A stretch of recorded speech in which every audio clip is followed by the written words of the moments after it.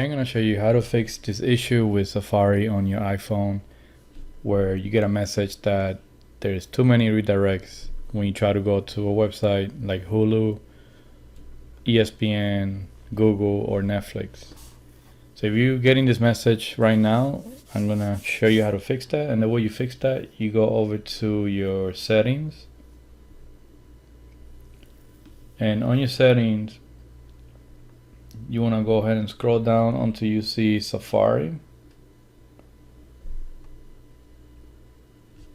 And you want to scroll down, and we're going to go to privacy and security.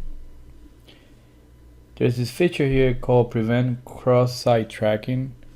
This usually is turned on by default, but recently Apple added a feature that allows for third-party cookies, ads, and other websites to be automatically blocked. And if you're getting this message frequently, then you want to go ahead and turn this feature off.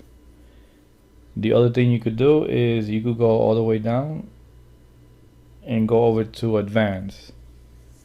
Under advanced, you want to click on website data. And let's say if you're having issues with Hulu, what you could do is you could go ahead and swipe from right to left and delete Hulu from the list. You could also click on show all sites. So you could go ahead and find the website that you're having issues with. So you could even do the search for your website. And once you locate it, if it's in the list, then you will go ahead and swipe from right to left and delete it.